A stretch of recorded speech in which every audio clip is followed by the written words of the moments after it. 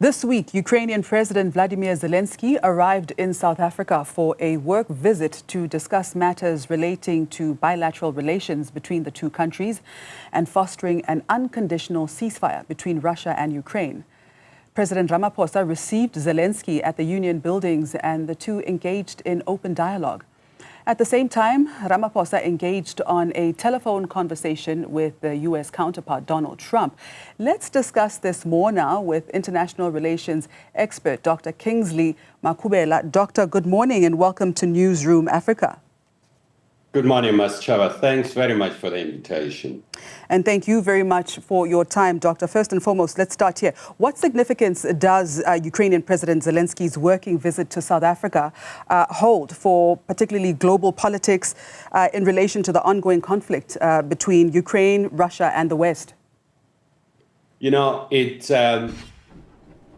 carries significance for Zelensky because it then shows that he's able to reach out to the developing countries. That's one victory that is scored in terms of this.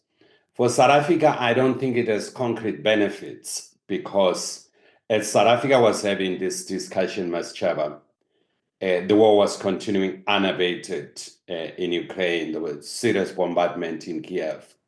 So I don't know what did South Africa achieve in terms of that. But it's taking place, Ms. Chava. This visit took place at a time when there are really serious changes around the global situation. And the fact that a day before this visit, the talks in London collapsed, that the United States was supposed to also participate to deal with the issues of ceasefire. But at the same time, Witkoff was on his way to Moscow to continue to solidify what this ceasefire entails. Doctor, what message do you think South Africa aims to convey by hosting Zelensky? Well, I think South Africa, in my own view, Ms. Chava, should have projected this visit in a total different way. South Africa should have worked on the basis of the G20 hosts and the presidency that South Africa has. And given the fact that amongst the topics of this G20 is the question of the resolution of conflicts around the world. If South Africa had projected this as a consultative meeting to get a better understanding from the Ukrainian perspective so that when it convenes the summit in November, it's able to have a better informed approach in terms of how to resolve this conflict.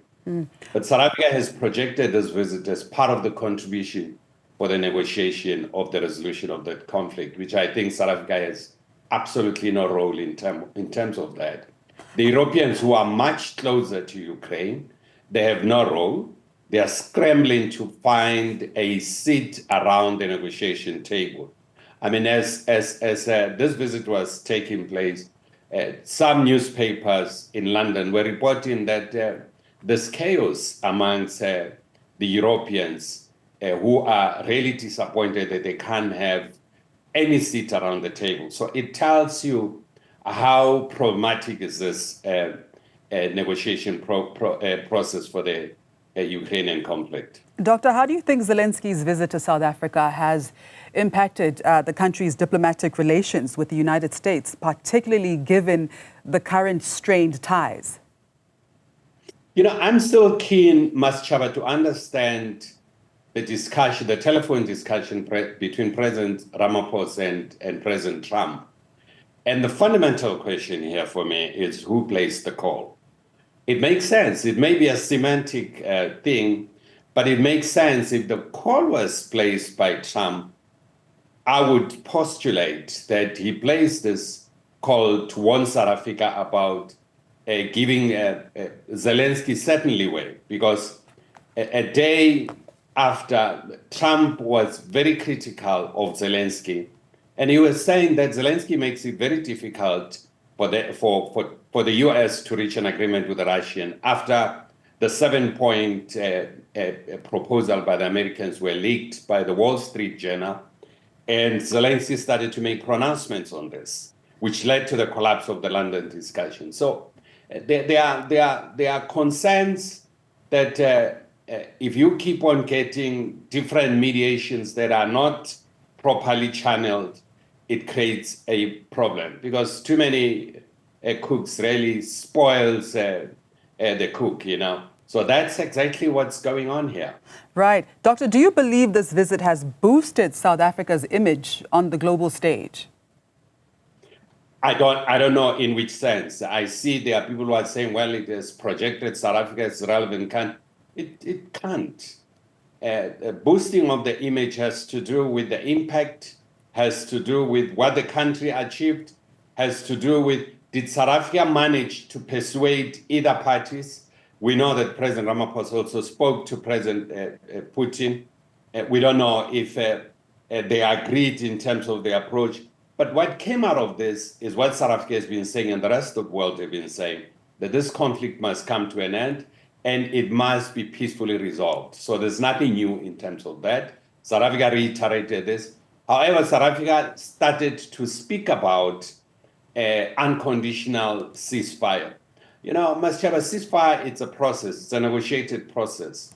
It gives a lot of give and takes, and you agree in terms of a lot of elements relating to that, in terms of, for instance, how do you deploy the troops? How do you deal with the front lines? Those are issues that are negotiated, and they form part of the conditions for the ceasefire, so that the ceasefire is not violated.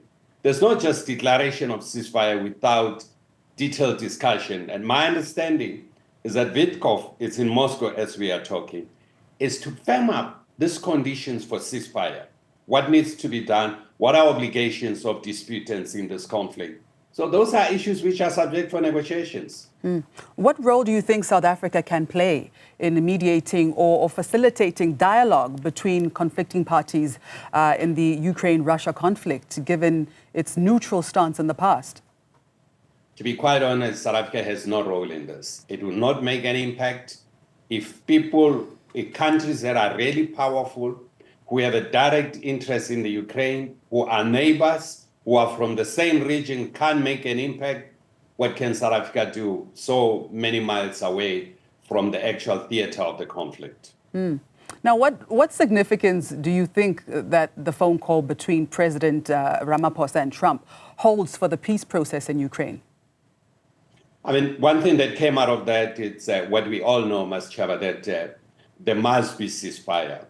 I think everyone desires for the ceasefire to happen. And that's what was reiterated, and that this conflict must be resolved through peaceful means. And you know, there's a thing that keeps on creeping in to say, well, this conflict can be resolved through military. You know, in conflict resolution, there are two processes to resolve a conflict. You can resolve a conflict through mediation, which takes a lot of give and take. But you can have one party being victorious. That's the other way of resolving the conflict. But the victorious route is quite arduous, and it comes with a lot of casualties. If that can be avoided, it will be the best thing. And I think that's what the leaders are emphasizing, that save life and find a peaceful resolution to the conflict.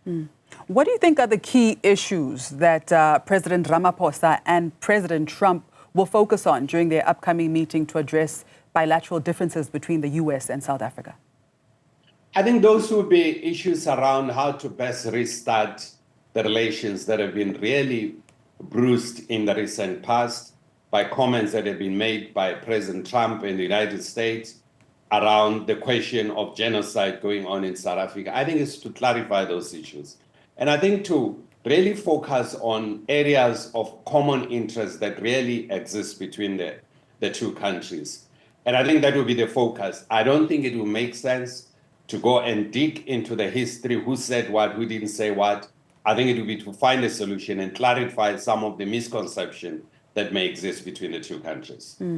Doctor, what opportunities or challenges do you see in the potential cooperation between South Africa and Ukraine, particularly in areas such as agriculture, trade, education, energy? How might this impact bilateral relations?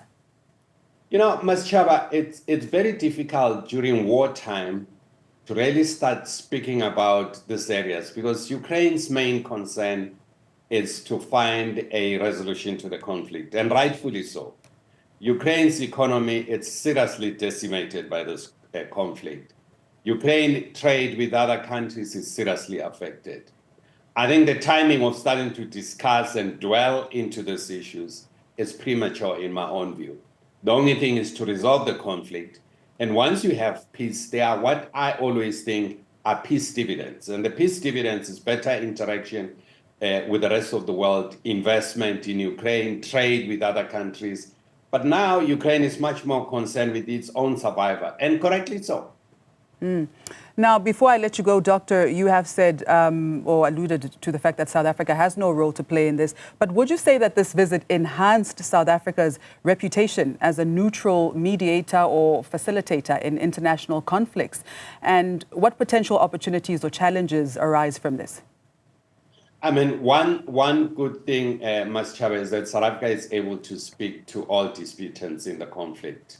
I think that's a fact that's undeniable.